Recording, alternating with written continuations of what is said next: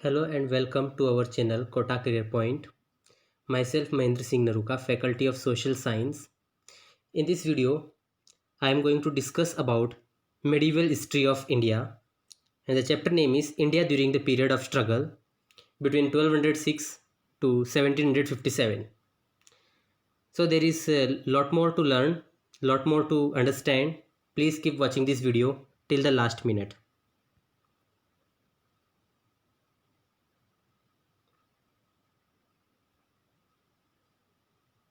जैसा आप सभी जानते हैं, इंडियन हिस्ट्री 3 पार्ट्स में डिवाइडेड है। एंशियंट हिस्ट्री, मेडिवल हिस्ट्री और मॉडर्न हिस्ट्री। इसी में हम सबसे पहले बात करेंगे मेडिवल हिस्ट्री के बारे में। तो आइए शुरुआत करते हैं हम चैप्टर के इंट्रोडक्शन से। जैसा आप सभी जानते हैं, इंडिया के ऊपर फॉरेन इन्वेडर्स, विदेशी आक्रमणकारियों ने शुरुआत से ही लगातार हमले किए हैं, क्योंकि इंडिया के पास नेचुरल रिसोर्स काफ़ी ज़्यादा था, वेल्थ काफ़ी ज़्यादा था, इंडिया की लैंड जो थी गॉड गिफ्टेड थी। इस वजह से इंडिया के ऊपर फॉरेन इन्वेडर्स लगातार हमले करते रहे, लेकिन इंडियंस ने ब्रेवली इन आक्रमणों का सामना किया, स्ट्रगल किया था। Indians defeated the initial Arabians and Muslim invaders. भारतीयों ने शुरुआती अरब आक्रमणकारियों और मुस्लिम आक्रमणकारियों का डटकर मुकाबला किया था और उन्हें देश से बाहर भगा दिया था, यानी हरा दिया था उन्हें। Indians initially defeated Arabian invaders, और उसके बाद में 636 CE के अंदर अमर खलीफा के टाइम पर, खलीफा एक पॉलिटिकल पोजीशन होती है अरेबियन या मुस्लिम वर्ल्ड में। So during the time of अमर खलीफा, कब, कौन सा टाइम था वो? 636 CE का टाइम था। तो अमर खलीफा के टाइम पर उसने एक आर्मी भेजी जिसने थाने पर अटैक किया था। थाने है मुंबई के पास में। लेकिन इसका रिजल्ट ये निकला कि अरेबियंस बुरी तरह से हार चुके थे। अरेबियंस को कोई भी चांस नहीं मिला जिससे कि वो इंडियन लैंड पर अपना कब्ज़ा जमा सकें। एक्चुअली उसमें इंडियन सोल्जर्स जो थे उस टाइम पर, जो रूल था उस इलाके में, तो हर्षवर्धन वाला रूल था। टाइम पीरियड भी आप देख सकते हो, हर्षवर्धन, एंशिएंट हिस्ट्री के अंदर हमने इसके बारे में पढ़ा था। तो उस टाइम पर पावरफुल तरीके से उन्हें डिफीट कर दिया गया। इन सब के बारे में अरेबियन ऑथर्स, अरेबियन लिटरेरर्स, उन्होंने एक बुक लिखी थी, फुतूह उल बुल्दान। उस किताब में उन्होंने सब कुछ बताया कि किस तरह से उन्होंने अरेबियंस को हारते हुए देखा था। So it was mentioned in the book called Futuh ul Baldan that this invasion of Arabians was totally unsuccessful, totally failure. पूरी तरह से नाकाम रहा उनका ये आक्रमण। और उसके बाद क्या होता है? उसके बाद में नेक्स्ट अटैक बड़वास में किया जाता है। बड़वास क्या है? मॉडर्न डे सूरत, मॉडर्न डे गुजरात के अंदर भरूच नाम की जगह है, वहाँ पर किया। और उसके साथ उसका एडजॉइनिंग इलाका और है Debal port of Sindh, Sindh modern day Pakistan में। इस अटैक में भी ये अरेबियंस बुरी तरह से डिफीट हुए, और इसके बारे में जानकारी मिलती है चचनामा में। ये भी एक अरेबियन बुक है, अरेबियन सोर्स है हिस्ट्री की। तो चचनामा में क्या मेंशन कर रखा है? In Chachnama it was mentioned that in the struggle of Debal, यानी कि ये मेंशन किया गया है देबाल के संघर्ष में कि भारतीय लोगों ने अरेबियन आर्मी कमांडर मुधायरा को बुरी तरह से हरा दिया, बुरी तरह से मार डाला था। फिर नेक्स्ट 712 में मोहम्मद बिन कासिम और सिंध के राजा दाहिर सेन के बीच में घमासान युद्ध होता है। और इसके बारे में एक हिस्टोरियन है, फेमस हिस्टोरियन बाबा धुरी, उसने लिखा है कि it was a very fierce battle. ये बहुत ही खतरनाक युद्ध था, इससे पहले ऐसा युद्ध कभी नहीं हुआ। Which was never heard ever before. और तो और ऐसा भी लिखा है चचनामा में कि जो काफिर्स थे, काफिर्स यानी गैर मुस्लिम, जो मुसलमान नहीं है, यानी कि Hindu. So the kafirs surrounded the Arabians from all the 4 sides. काफिरों ने, यानी कि हिंदुओं ने, मुसलमानों को, अरेबियंस को चारों तरफ से घेर लिया था, और पूरी की पूरी इस्लामिक आर्मी कंफ्यूज हो गई थी कि किस तरह से इनसे बचा जाए, किस तरह से इनसे जान बचाकर निकला जा सके।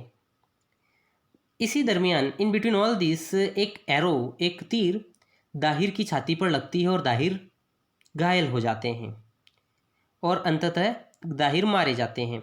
लेकिन इसके बावजूद भी राजकुमार जयसिया और रानी, महारानी रानी बाई, इन्होंने किले की रक्षा के लिए अंतिम सांस तक लड़ाई की थी। तो देख सकते हो आप इंडियन हिस्ट्री के बारे में कि मेडिवल हिस्ट्री किस तरह से इसकी शुरुआत हुई है। यहीं पर नहीं थमा इनके आक्रमणों का सिलसिला। आगे आते हैं महमूद गजनवी। महमूद गजनवी ने कश्मीर के उस समय के जो राजा थे, the royal rulers of Kashmir, Jaipal और आनंदपाल, दो फेमस राजा थे उस टाइम के, एक जयपाल और एक आनंदपाल, उनके साथ भी लड़ाई की और धोखे से उन दोनों को हरा दिया था। याद रहें, इन्होंने धोखे से, इन्होंने पीठ पीछे वार करके, हमले करके युद्ध जीते हैं। फिर महमूद गजनवी के बाद में अगला रूलर आता है मोहम्मद घोरी। मोहम्मद घोरी को पृथ्वीराज चौहान ने कई बार हराया है। ऐसी मान्यता है कि उसने मोहम्मद घोरी को 16 बार हराया है और 17वीं बार वो धोखे से जीता है। लेकिन किसी भी तरह से, due to any circumstances, Muslim rule started in India 1206 तक, 1206 तक भारत के अंदर मुस्लिम रूल, इस्लाम साम्राज्य स्थापित हो जाता है और यहीं से भारत के अंदर एक नया अध्याय चालू होता है जिसे कहा गया है मेडिवल हिस्ट्री। चैप्टर का नाम है India during the period of struggle, यानी कि संघर्ष का समय भारत के लिए। और ये संघर्ष का समय लगभग 600 वर्ष तक का था, 1200 से लेकर 1800 तक। इस टॉपिक में आपको बहुत कुछ जानने को मिलेगा। सबसे पहले हम शुरुआत करते हैं दिल्ली सल्तनत से। इसका सही प्रोनाउंसिएशन इंग्लिश में है दिल्ली सुल्तानेट। 1206 से 1525 तक का टाइम पीरियड था ये। 1206 से 1525 अप्रॉक्सीमेटली 320 साल का टाइम पीरियड। और इसमें सबसे पहली डायनेस्टी जो है वो है गुलाम डायनेस्टी। इसके और भी नाम हैं, यामिनी डायनेस्टी, इलबरी डायनेस्टी। इस डायनेस्टी का टाइम पीरियड लगभग 100 साल का था, 1206 से 1320 तक का। Is that clear? इसमें सबसे पॉपुलर रूलर जो था, पॉपुलर रूलर तो नहीं था बट बेसिकली स्टार्टर था, फाउंडर था कुतुबुद्दीन ऐबक, जिसका टाइम पीरियड आप यहाँ पर देख सकते हो 1206 से लेकर 1210 के बीच में। कुतुबुद्दीन ऐबक 1206 से 1210 तक के बीच में। तो इसका राज्याभिषेक 1206 में हुआ। ये बेसिकली इसका बैकग्राउंड जान लेते हैं। मोहम्मद घोरी का ये कौन था? ये गुलाम था, इसीलिए इस डायनेस्टी का नाम पड़ता है गुलाम डायनेस्टी, गुलाम वंश इसका नाम पड़ता है। He was the slave of Mohammad Ghori. और उसने, मोहम्मद घोरी ने जैसे भारत को जीत लिया था, पृथ्वीराज चौहान को हरा दिया था, उसके बाद उसने भारत पर राज करने के लिए अपना एक पसंदीदा व्यक्ति को छोड़ा था जिसका नाम था कुतुबुद्दीन ऐबक। कुतुबुद्दीन ऐबक का एक और नाम था, उसे कहा गया है लाख बख्श। क्यों कहा गया है? क्योंकि ये दयालु व्यक्ति था। अपने दुश्मन को, अपने अपराधी को ये कई बार बख्श देता था, उसको जान से छोड़ देता था। And that's why he was called Lakh Bakhsh. इसकी राजधानी की बात की जाए तो इसकी राजधानी लाहौर थी, दिल्ली नहीं थी स्टूडेंट्स, इसकी राजधानी लाहौर थी। इसका एम्पायर जो था ज़्यादा बड़ा नहीं था, इसलिए इसने शुरुआत लाहौर से की थी। हसन निज़ामी जो कि इसका कोर्ट स्कॉलर था, यानी कि उसका एक दरबारी विद्वान था, तो उसको इसने प्रोटेक्शन दी। So he give protection to Hasan Nizami. एक चीज़ मैं आपको बताना चाहता हूँ, ये चैप्टर जो है बोर्ड एग्जाम में 5 मार्क्स के लिए आता है। 1 mark very short answer type question के लिए और 4 number short answer type 2 questions के लिए।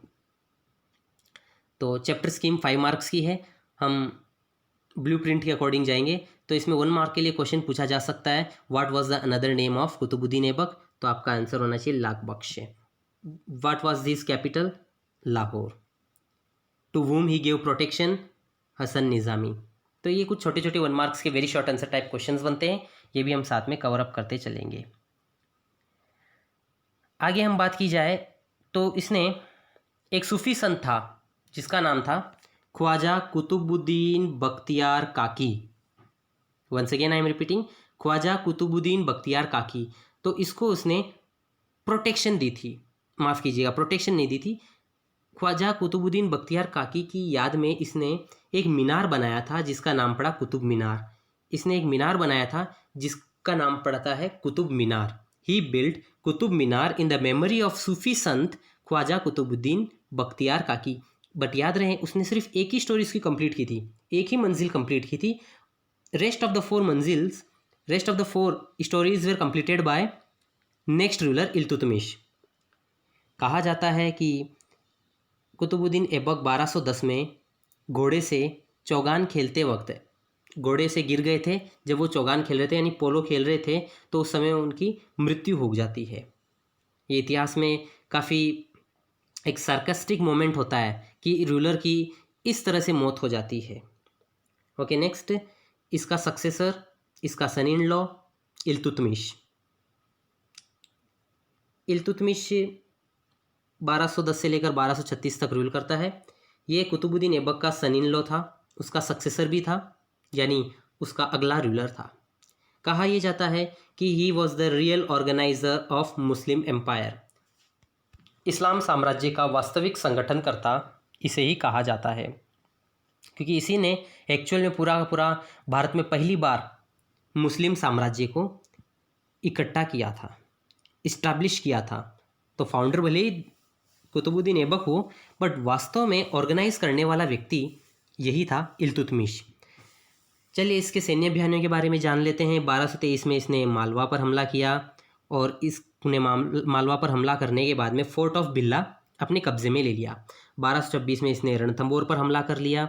उसके बाद में इसी कड़ी में उसने ग्वालियर जीता, जालोर जीता। एक इसने बुद्धिमान वाला कार्य किया, वो ये कि ख्वारिज़्म शाह का बेटा था मंगबरनी, वो चंगेज़ खान का दुश्मन था और वो भारत में आ गया था और इल्तुतमिश की पनाह मांग रहा था। इल्तुतमिश से वो प्रोटेक्शन मांग रहा था। इल्तुतमिश इस चीज़ से भयभीत था कि चंगेज़ खान काफ़ी खतरनाक व्यक्ति है, तो चंगेज़ खान के दुश्मन को छोड़ देना अपने लिए फ़ायदेमंद होगा, और उसने ऐसा ही किया। चंगेज़ खान के दुश्मन मंगबरनी को उसने हेल्प नहीं प्रोवाइड की और इसी वजह से उस समय इसने अपने एम्पायर को बचा लिया चंगेज़ खान की एंगर से। चंगेज़ खान के क्रोध से इसने अपने पूरे साम्राज्य को बचा लिया। इल्तुतमिश अवॉइडेड एनमिटी, यानी शत्रुता, उसने चंगेज़ खान से शत्रुता मोल नहीं ली, क्योंकि उसे पता था कि अगर मंगबरनी को उसने मौका दिया, मंगबरनी को छुपने की जगह दी, तो चंगेज़ खान पूरे भारतीय साम्राज्य को ख़त्म कर देगा।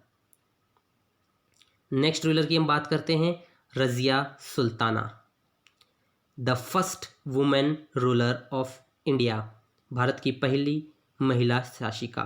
रज़िया सुल्तान 1236 से 1240 के बीच में ये रूल करती रही। तो सबसे पहले इल्तुतमिश का जो बेटा था रुकनुद्दीन फिरोज शाह, उसका मर्डर हो चुका था एक साजिश के तहत, और इसके बाद में रज़िया, जो कि रुकनुद्दीन फिरोज शाह की सौतेली बहन थी, उसने राजगद्दी संभाली।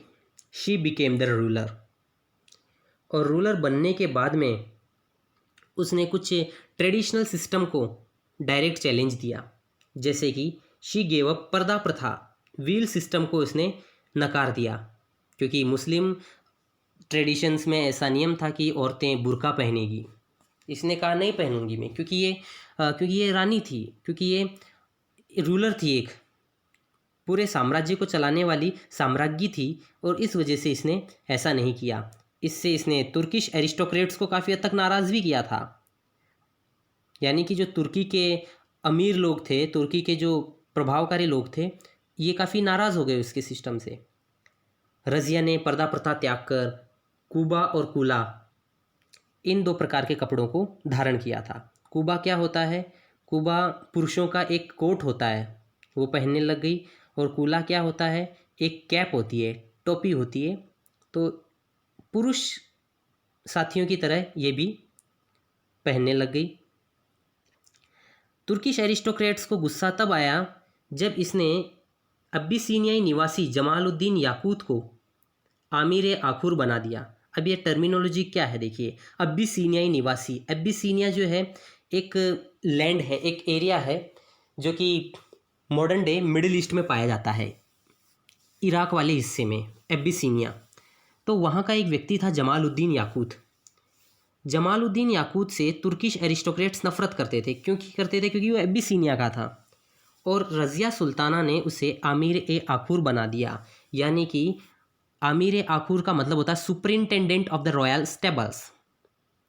शाही अश्वशाला का प्रधान बना दिया। वापस से शाही अश्वशाला का प्रधान बना दिया। जो राज्यों के अंदर जो घोड़े होते हैं उन घोड़ों की देखभाल करने का इंचार्ज बना दिया। उसी को इस लैंग्वेज में कहा गया है आमिर ए आखूर, और इसका इंग्लिश काउंटर पार्ट है superintendent of the royal stables, जिसके वजह से तुर्किश एरिस्टोक्रेट्स काफ़ी हद तक नाराज़ हो गए थे। और एक दिन ऐसा ही हुआ कि सरहिंद के विद्रोह में याकूत को मार दिया गया। Jamaluddin Yakut was killed in the revolt of Sirhind. Sirhind में जब विद्रोही गतिविधियां चल रही थी तो उसको जब दबाने के लिए याकूत गया हुआ था।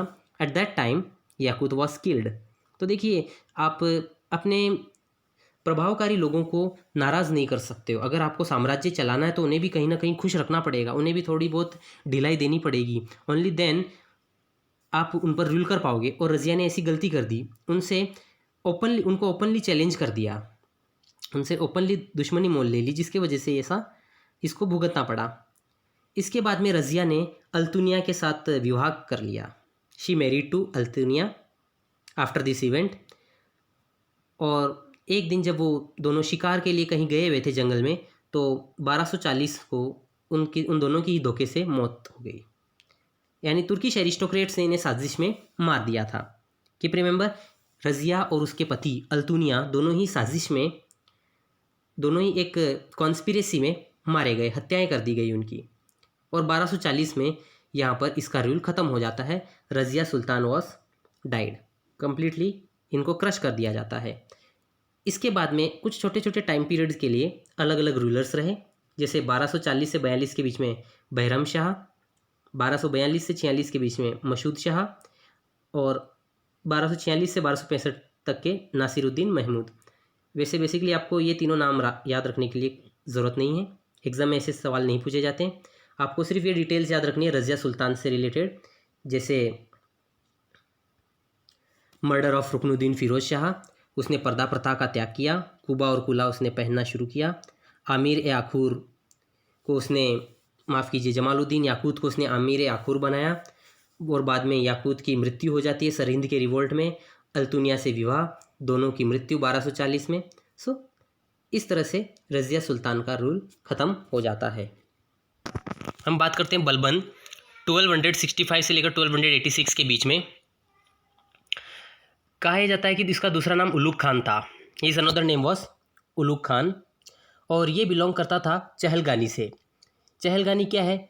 चहलगानी है famous band of Turkish slaves, या famous band of 40। Famous band of 40 का मतलब होता है चहलगानी, यानी कि जो तुर्किश स्लेव्स थे उनके 40 का एक ग्रुप था, उसे कहा जाता चहलगानी। इसने मंगोल्स को हराने के लिए एक डिपार्टमेंट, मिलिट्री डिपार्टमेंट को रीस्ट्रक्चर किया था, जिसका नाम था दीवान ए आरिज। ये अरेबियन टर्म है, दीवान ए आरिज। तो उसने मंगोल्स, यानी कि आज जो मंगोलिया देश है, उस इलाके के जो रूलर्स थे, उस इलाके के जो सरदार थे मंगोल्स, उनको डिफीट करने के लिए, उनको कंट्रोल करने के लिए उसने एक मिलिट्री डिपार्टमेंट रीस्ट्रक्चर किया था। फिर इसके बाद में हम बात करते हैं, he started the practice of सजदा। सजदा क्या होता है? राजा को झुककर सलाम करना। एंड पाबोस क्या होता है? राजा के पैरों को चूमना, राजा के कदमों को चूमना, यानी झुककर सलाम करना, दैट इज सजदा, और उसके पैरों को चूमना, that is paibos. So he started sijda and paibos practice in his court. कोई भी आएगा उसके दरबार में तो सजदा करेगा, पाबोस करेगा। अगर ऐसा नहीं करेगा तो मारा जाएगा। सबसे इम्पोर्टेंट 1 मार्क के लिए ज़्यादा पूछे जाने वाला, iron and blood policy start करने वाला राजा कौन था? आयरन एंड ब्लड पॉलिसी, ये क्या होता है? आयरन मतलब हथियार, ब्लड मतलब खून खराबा। अपने दुश्मनों के खिलाफ इसने iron and blood policy adopt की थी। अब क्या होता है आयरन एंड ब्लड पॉलिसी में? देखिए, इस पॉलिसी में जो थे, पुरुषों को तो मौत के घाट उतार दिया जाता था, महिलाओं और बच्चों को गुलाम बना लिया जाता, दास बना लिया जाता था। So under this men were killed, women and children were enslaved. कुछ इसके रूलिंग प्रिंसिपल्स पर नज़र डाल ली जाए अगर, so let's talk about its ruling principle. इसके जो शासकीय सिद्धांत थे, रूलिंग प्रिंसिपल थे, उसके बारे में हम जायज़ा लेते हैं। सबसे पहले माना जाता है कि वो ऐसा मानता था कि राजा जो है भगवान का प्रतिनिधि होता है, भगवान का बेटा होता है। तो इसीलिए पूरी प्रजा को जिम्मेदारी बनती है कि वो राजा की बात माने। So according to him king was the representative of God, so it was the natural responsibility of the people to follow the guidance, to follow the order of the ruler. राजा के गाइडेंस और ruler order follow करना होता है। दूसरी बात ये है कि his major functions included keeping law and order under control. कानून व्यवस्था इसने अपने सख्ती से इसने पालन करवाई, जिसकी वजह से क्या हुआ कि चोर उचक्के उनके खात्मा हुआ। उसके अलावा जो राजपूत लैंडलॉर्ड्स थे, माफ़ कीजिएगा यहाँ स्पेलिंग एरर है, राजपूत लैंडलॉर्ड्स जो थे उनके रिवोल्ट को इसने क्रश करवा दिया था। इसके वजह से ये सब चीज़ें पॉसिबल ढंग से चल पाई थी। मतलब एक पावरफुल रूलर था। इसने देखा कि इससे पिछले जो 3-4 रूलर्स जो थे वो क्यों सफल नहीं हो पाए थे। उनके सफल नहीं होने के पीछे कारण ये था कि वो सख्त नहीं थे, लॉ एंड ऑर्डर प्रॉपर ढंग से मेंटेन नहीं करते थे, जिसके वजह से जैसे पिछले रूलर थे बहरम शाह, मसूद शाह और नासिरुद्दीन महमूद, ये थोड़े 2-3 सालों के लिए रूल कर पाते थे। सो इसने क्या किया, इसने पावरफुल ढंग से स्ट्रिक्टली इसने हर एक चीज़ को फॉलो करवाया था। So this is the end of this video. I hope आपको ये वीडियो बिल्कुल पसंद आया होगा। Thank you, have a nice day.